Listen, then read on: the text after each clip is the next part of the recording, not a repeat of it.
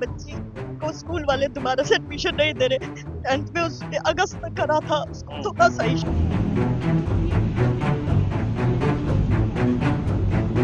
परेशानी थोड़ा ट्रैफिक का हो रहा था, पार्किंग इश्यूज हो रहे थे। बहुत कुछ उम्मीद है कि हमारे बच्चे का अच्छा से इलाज हो। लगभग 8 आतंकवादियों को मौत की घाट उतारने में अहम रोल अदा किया। डॉक्टरों को जान बचाने के लिए मेरा पूरा पेट फटा हुआ है। पनोरमा ग्रुप, जो सोचता है वो करता है।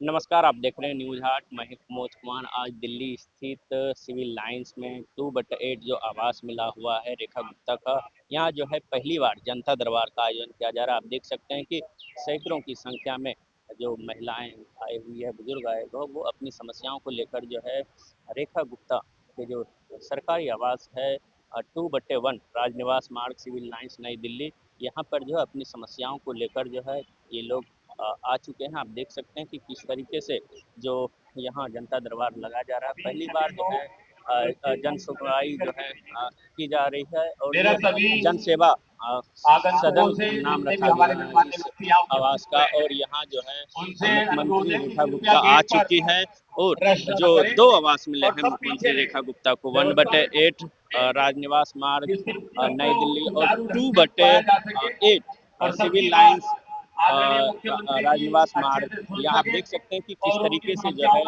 पिछली सरकार जब आई थी तो उस समय जो है जो जनता दरबार नहीं लगता था, लोगों की जन समस्याएं नहीं सुनी जाती थी। लेकिन जब से बीजेपी सरकार, रेखा गुप्ता सरकार आई है तो इनके जो अपनी निजी आवास है यहाँ भी जो है काफ़ी संख्या में लोग आते थे और समस्या सुनती थी। इसको लेकर कहीं ना कहीं लगातार जो है आप देख सकते हैं कि रेखा गुप्ता की ये जो है आवास मिला हुआ है और इस आवास में जो है जनता के लिए जो है पूरी तरीके से एंट्री है और जनता के लिए खोल दिया गया है जन सेवा सदन। यानी 1/8 जो आवास मिला हुआ है ये रेखा गुप्ता के लिए है और 2/8 जो है सिविल लाइंस में मिला हुआ है। यहाँ रेखा गुप्ता जो है जन सुनवाई करेगी। अब मेरा नाम मीनाक्षी जैन है। क्यों रो रही हैं आप? मिलने आई? मैं इसलिए रो रही हूँ, मेरी बच्ची को स्कूल वाले दोबारा से एडमिशन नहीं दे रहे। 10th में उसने अगस्त तक करा था, उसको थोड़ा सा इशू था। कब से एडमिशन नहीं दे रहे? अभी इसको 11th में लेना चाहती है बच्ची। पहले मेरे को बोला कि जब उसका रिजल्ट आएगा तो आप आ जाइएगा।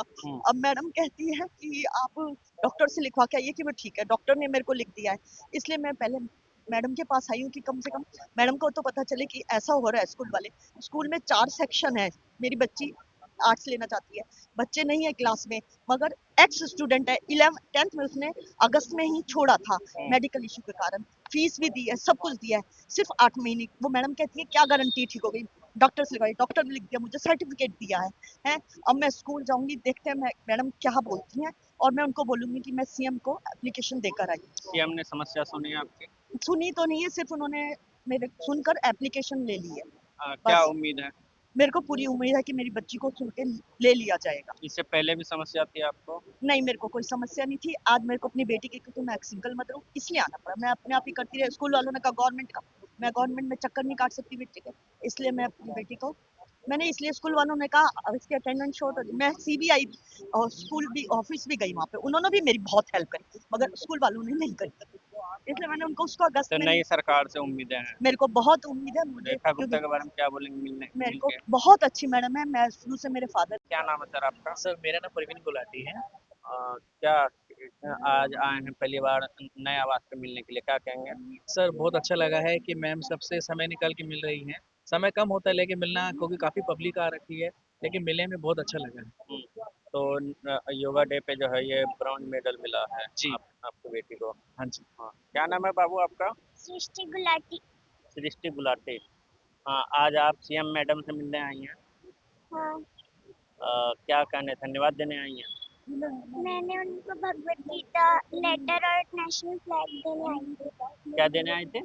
भगवत गीता, नेशनल फ्लैग और भागवत लेटर। गीता और नेशनल फ्लैग और लेटर। लेटर। अच्छा, पहले भी आप मिली हैं मैडम से? हाँ, मिली हूँ। क्या बोली थी? बोलती खूब आगे बढ़ो। उन्होंने समस्या सुन ली है और अब वो प्रोसेस करेंगे।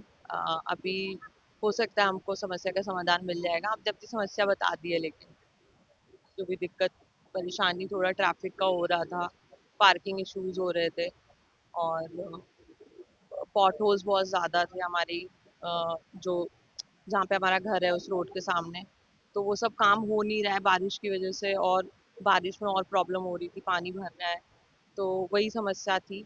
तो हमने बता दिया, अब देखिए क्या होता है। 4 महीने हो गए मुख्यमंत्री रेखा गुप्ता की, क्या उम्मीदें हैं नई सरकार से?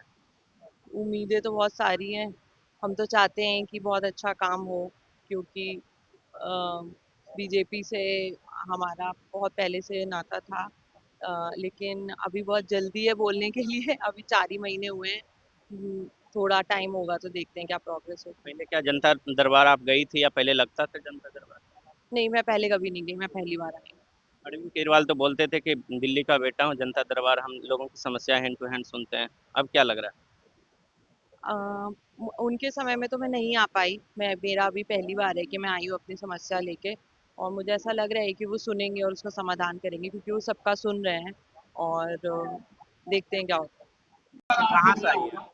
इंदिरा कॉलोनी झुग्गी से आए हैं। क्या समस्या है? सर झुग्गी तोड़ने का नोटिस लगा है हमारे यहाँ। अच्छा, तो क्या उम्मीदें हैं इनसे? उम्मीद ये है सर, अभी ना तोड़े हमारी झुग्गी, हम कहाँ जाएंगे, बारिश का टाइम है। आप लोग कहाँ के रहने वाले हैं? हम लोग प्रतापगढ़ से हैं, यूपी से हैं, यूपी से। अच्छा, यूपी से। नोटिस मिली आपको? सर अभी यहाँ 15 दिन के अंदर में ही खाली करने का नोटिस मिला है। तो क्या वो अवैध झुग्गियाँ थी?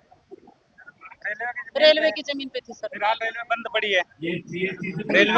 रेलवे की लाइन नहीं है, वो बंद पड़ी है बहुत दिनों से। लेकिन आसपास रेलवे रेलवे की चलती जमीन भी तो नहीं है। अवैध है ना, रेलवे खाली करवा रही है। वहाँ पे झुग्गियाँ काफी दिनों से 30-40 साल से बसे हुई हैं, तो उसी के संदर्भ में आए हुए लेकिन इनसे। रेलवे तो अपनी जमीन खाली करवा रही है ना। रेलवे ने उन्होंने बोलते हमारा कोई प्रोजेक्ट नहीं है वहाँ पे। अभी कोई वो फिलहाल नहीं है, वहाँ कुछ- लेकिन लेकिन गलत है ना। हाँ, गलत लेकिन तो है सर सर, कुछ दिन लेकिन समय मिल जाए ना हम लोगों को, तत्काल में 15 दिन के अंदर हम कहाँ जाएंगे। तो कब खाली करेंगे? बच्चे हैं, पढ़ लिख रहे हैं, कितने दिन का समय मांग रहे हैं? कम से कम हमें तो समय तो मिलना चाहिए सर। उन्होंने हफ्ता 10 दिन का समय दिया है।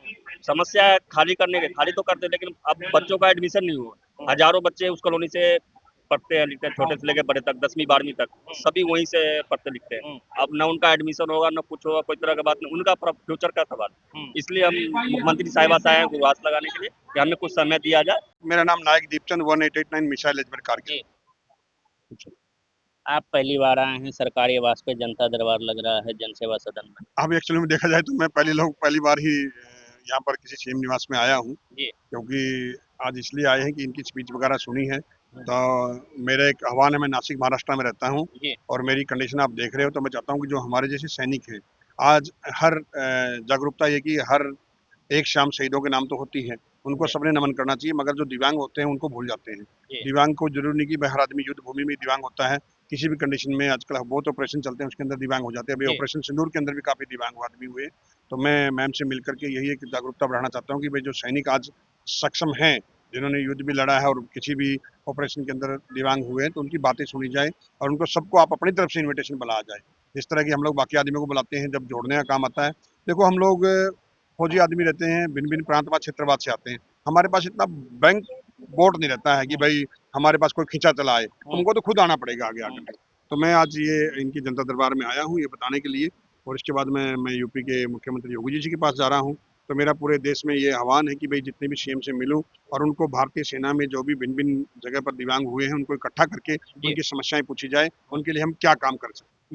ये कार्य के लिए हम लोग यहाँ पर पहुंचे हैं, मतलब मेरे साथ मेरे साथी और पहुंचे हैं, और ये मेरे साथी संजीव कुमार है, ये यहीं पर रहते हैं, इनकी भी दोनों टांगे गई है, डुप्लीकेट लगा के रखी हुई इन लोगों ने, तो ये भी दिल्ली में ही रहते हैं। सर आप अभी सर्विस में हैं या फिर? नहीं, मैं रिटायरमेंट हो चुका हूँ और आज से 32 साल पहले मैं रिटायरमेंट हो चुका हूँ। 3 पराक्रम में मैंने भाग लिया, ऑपरेशन रक्षक उड़ी सेक्टर के अंदर जम्मू एंड कश्मीर में, जिसमें मैंने खुफिया विभाग में हमारे रेजिमेंट के में रहा हूँ, और कश्मीरी वेशभूषा के अंदर रहता था लगभग 8 से 10 महीने तक, जिसको आप इंटेलिजेंट बोलते हैं।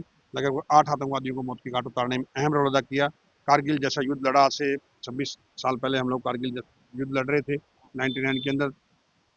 तलोलिंग से लेकर के टाइगर हिल की लड़ाई तक हमने लड़ा। मेरी बटालियन हमेशा फ्रंट में थी, और मेरी बटालियन 1889 मिसाइल रेजिमेंट उस टाइम लाइट रेजिमेंट थी। 10,000 घोड़े दुश्मन के ऊपर हमने दागे थे, तो अपने आप में रिकॉर्ड है, मतलब 12 गैलेंट्री अवार्ड मिले थे। और जब संसद के ऊपर हमला हो गया, जब अपने अनलोडिंग के दौरान हमारी यूनिट के अंदर बम ब्लास्ट हो गया जिससे हाथ उड़ गया, डॉक्टरों को जान बचाने के लिए मेरा पूरा पेट फटा हुआ है, टांगे काटनी पड़ी, 17 बोतल खून का चढ़ा था और आज मैं आपके सामने हूँ। मतलब और आज देश विदेश के अंदर नहीं, अपने पूरे देश के अंदर, राष्ट्र के अंदर जगह जगह जा करके मैं जनता को एक मोटिवेशन करता हूँ और सेना के प्रति जागरूकता बढ़ाता हूँ। देश के प्रति हमारे क्या दायित्व होने चाहिए। ऐसा नहीं कि मीडिया को देख करके तो भारत माता की जय बोलो और फिर उसके बाद आप लोग 15 अगस्त 26 जनवरी को उसके अलावा फौजियों को भूल जाते हैं।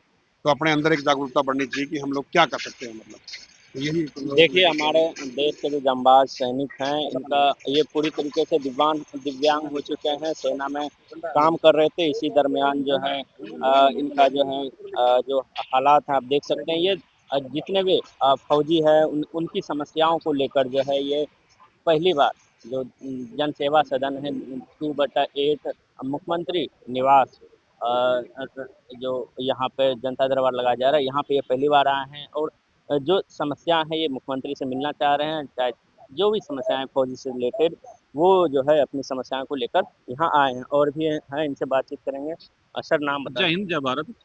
मेरा नाम हवलदार संजीव कौर है, मैं रिटायर्ड हूँ और मैं दिल्ली सीवी नारायणा में रह रहा हूँ। जी। मैं माननीय मुख्यमंत्री जी से कुछ अपने विचार रखने के लिए आया हूँ। जो हमारे जो रिटायर्ड सैनिक है दिल्ली प्रदेश के, उनके लिए हाउस टैक्स उनका एक तो माफ किया जाए। जी। एक जो सार्वजनिक स्थान है वहाँ व्हील चेयर के लिए रैंप नहीं है बहुत जगह पर। जी। उनको रैंपों का बनाए गए और अच्छे से, ज्यादातर बने हुए हैं, लेकिन कुछ जगहों पर हमें बहुत परेशानी होती है। मैं आर्मी पर्सन हूँ, तो मैं आर्मी के साथ अपने जो सिविल के जो पर्सन है उनके लिए अपनी बात रखने के लिए आया हूँ। सर, पहली बार आप आए हैं, इससे पहले भी गए थे? नहीं, मैं पहली बार आया हूँ। माननीय मुख्यमंत्री जी पहली बार आई हैं, तो पहली बार मिलने के लिए आए इनसे। आप लोग कहाँ से आए हैं? बुढ़ारी से आए हम। क्या समस्या आप लोग पहली हमारे बार? गली में दारू बिकती है, हाँ, दारू बिकती है और बोलते हैं तो गुंडागर्दी दिखाता है हमें। अच्छा, क्या होना चाहिए? दारू हम बंद करवाना चाहते हैं वहाँ से गली में। अच्छा, कब से हो रहा है? दारू 2-3 साल होगी। अच्छा। बहुत परेशान कर रखा है, रात के समय हम बाहर नहीं निकल सकते, तो इसलिए आए हैं। आपका नाम क्या है? बबली। क्या समस्या है? हमारी गली में सासी है। क्या है? सासी है, दारू बेचने वाला, दारू बिकती है, हम बहुत परेशान है। अच्छा। हमारे 5-5 लड़की निकलना भारी है, स्कूल भी नहीं जा पाते हैं। अच्छा। डर के मारे अभी हमने 8 मई की अपनी लड़की की शादी करी, गांव में जाके की है शादी। यहाँ डर के मारे इसका आप भी नहीं बुलाया हमें। अच्छा, कहाँ से आई आप? बुराड़ी से आया। क्या है कि वहाँ शासन है, बंद किया जाए, परेशानी बहुत है। छोटे छोटे बाल बच्चे हम लोग का निकलना भारी है। कब से ये हो रहा है? ये हो रहा है 2-3 साल से। 2-3 साल से। पहले भी गई थी कहीं? नहीं गए वहाँ। पहले कहाँ गए थे? चौकी में गए थे हम लोग, 4 बजे लोग आए, वहाँ से बैठ के नहीं, वहाँ सुनवाई नहीं करी हमारी किसी ने। अच्छा, फिर बस तो आप लोग परेशान हैं? बहुत परेशान है। क्या समस्या थी? मेरा बच्चा हिंदू हॉस्पिटल में भर्ती है। अच्छा, हॉस्पिटल की समस्या को लेकर? तो मेरे बच्चे को ना हार्ट की प्रॉब्लम है, दिल में छेद है, तो वहाँ पे इलाज नहीं है और हॉस्पिटल में लेकर जाते हैं तो वहाँ पे मना कर रहे हैं। तो मना कर रहे हैं वहाँ पे, तो यहाँ पे मदद मांगने आए। सीएम ने क्या कहा? सीएम ने ये कहा कि आपका काम हो जाएगा, ठीक हो जाएगा, आपका बच्चा ले लेंगे। क्या नाम है भाई साहब? सर बालक। हाँ? बालक था। आप पहली बार आ रहे हैं? पहली बार। हाँ? क्या समस्या है? समस्या है, मेरा बेटा है गिर गया सीढ़ियों से, चोट लगी उसके सर में। अभी 4-5 महीना हो गया, इसका इलाज चल रहा है और बाकी जगह मैं कई जगह धक्के खा रहा हूँ, कोई इलाज ट्रीटमेंट ठीक से हो नहीं पा रहा। मुख्यमंत्री जी ने एक लेटर लिख के दिया था, वो लेटर भी लेके गया पर कोई सुनवाई नहीं।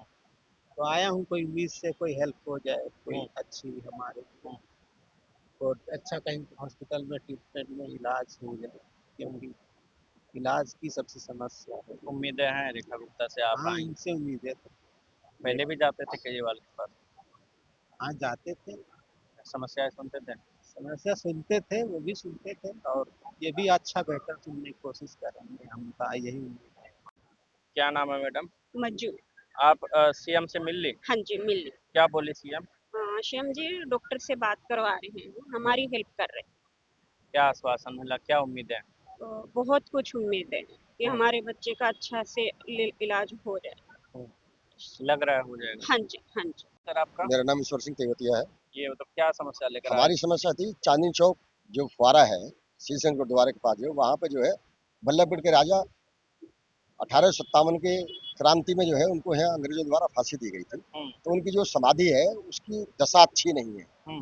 हम मांग करते हैं मुख्यमंत्री से कि जो क्या उनके आश्वासन मिला सीएम से? उन्होंने कहा है कि इस विषय में हम बातचीत करेंगे, जो भी वहाँ के विधायक होंगे तो हमने बता दिया। विधायक तो इससे पहले भी सरकार थी, 4 महीने की सरकार है। उन्होंने मतलब उसके बारे में उनसे भी कई बार लेकिन केजरीवाल से मिले थे? केजरीवाल से मिले, लेकिन कुछ मिला केजरीवाल जी भी मिले थे ना, तो उन्होंने जो है ना विधानसभा में राजा नाहर सिंह की प्रतिमा लगवाई गई है, और मतलब उसको तो हम पसंद भी नहीं कर रहे। प्रतिमा लगवाई लेकिन समस्या नहीं निकला। समस्या नहीं, लेकिन फिर भी उन्होंने देखो एक ऐसा काम तो किया कि विधानसभा में उसकी फोटो तो लगवाई है। हम 30 साल से जिसके दम पे बीजेपी खड़ी है, हम कभी हिलते नहीं। आज हमारी सरकार आ रही है 30 साल में, तो इतने कई सालों बाद आई है, तो हमारे भी काम रुके हुए हैं। तो हम अपेक्षा करते हैं कि अब हमारी भी सुनवाई हो और राजा नाहर सिंह को वो सम्मान मिला। है। क्या आश्वासन आश्वासन मिला है इधर, हाँ ठीक है, आप अपने एमएलए से कोऑर्डिनेट करें और हम आपके कार्य को आगे बढ़ाएंगे। 4 महीने की सरकार है, क्या कुछ बदला है, क्या उम्मीदें हैं? देखो अभी तो उम्मीदें हैं, अभी कोई बदला हुआ दृश्य तो दिखाई दे नहीं रहा है। लग रहा है जैसे केजरीवाल बोल रहे थे, अब मैं ये करूंगा, मैं वो करूंगा, मैं वो करूंगा। अभी तो करने वाली बात बोल रहे हैं। अभी जो करेंगे तो पब्लिक बोल लेगी, जैसा मोदी जी दिखा रहे हैं, जैसे भाई गडकरी जी दिखा रहे हैं, वैसे अब आना समय बचा हुआ है। 4 महीने में होता क्या है, 4 महीने में तो वही बजट भी क्लियर होना है। काम अच्छा कर रहे हैं और इसी प्रकार से अगर काम करेंगे तो बहुत अच्छा परिणाम बीजेपी के पक्ष में आगे भविष्य में कोई भी इलेक्शन होगा तो मिलेगा। पहली बार सरकारी आवास पे जनता दरबार हुआ, क्या कहेंगे? व्यवस्था और सुधरनी चाहिए। आपका क्या नाम है सर? समंदर सिंह भाकड़ है, हमारे राजा नाहर सिंह के पोते हैं, हमारे सर आप राजा नाहर सिंह के वंशज हैं, पोते जी हाँ, हैं। जी हाँ। क्या कहेंगे आज समस्या को लेकर आए? सीएम साहब से मिले हैं, उन्होंने वादा किया है कि वो इस पर उचित कार्रवाई करेंगे और जिस तरीके से उनकी जगह जहां पर उनको फांसी दी गई थी उसकी बेख्याली हो रही है, तो ये जहाँ पहले वो मूर्ति थी उसको यथावत एक अच्छे स्तंभ के रूप में बनाया जाए, ये इनसे हमने दरखास्त दी है, प्रार्थना की है। और इससे भी बड़ा मुद्दा जो नाहरगढ़ के अंदर उनकी मूर्ति लगनी है उसके बारे में था, जिसके लिए उन्होंने सहज स्वीकार किया है। तो जो वहाँ के लोकल एमएलए नीलम पहलवान जी हैं, जिन्होंने मुद्दा विधानसभा में सबसे पहले उठाया था, तो वो भी इस बात के लिए तैयार है, तो उन्होंने बड़ी स्वीकृति दी है। तो इन काम को पूरा नाम भी करेंगे। बदलने का हाँ, नजफगढ़ का नाम है। हाँ, नाहरगढ़ था। सर ये बताओ कि इससे पहले भी आप गए थे कहीं पहले की सरकार में? नहीं, उन बातों को छोड़िए ना, आप उनको क्यों लगा रहे हैं। हमारा काम तो कोशिश करना है, वो हम कोशिश कर रहे हैं और जिस तरीके से भी हो सकेगी उनको जो मान उचित सम्मान मिलना चाहिए उसके लिए हम प्रयासरत हैं। क्या उम्मीदें हैं?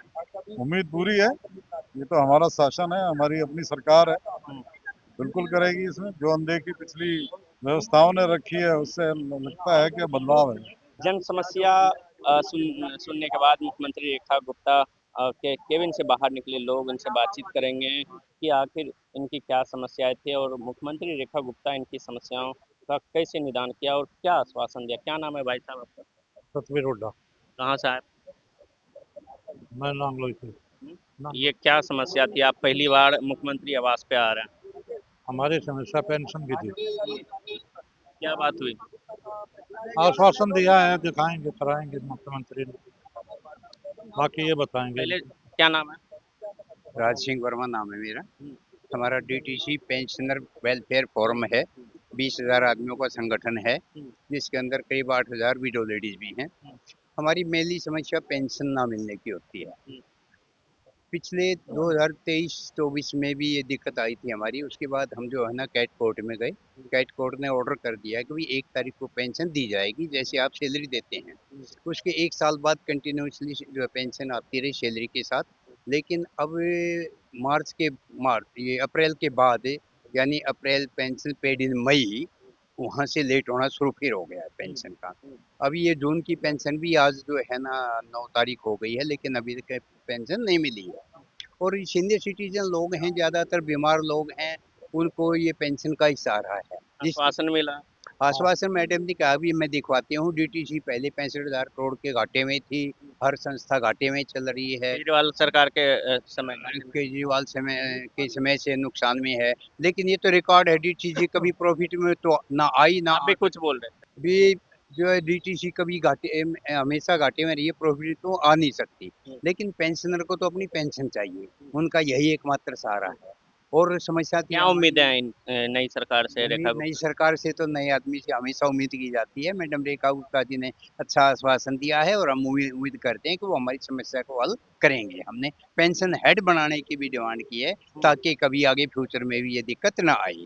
जैसे सैलरी का हेड बनाया हुआ है, सैलरी का पैसा देती है दिल्ली गवर्नमेंट, इसी प्रकार पेंशन का पैसा भी अलग से दिया जाए, हमारी ये भी डिमांड है जी। उसके बाद रिटायर होने के बाद कोई भी मेडिकल फैसिलिटी नहीं मिलती, हमने ये भी डिमांड रखी है। उस पर भी मैडम ने कहा कि भी हम देखते हैं, दिखवाती हूँ मैं।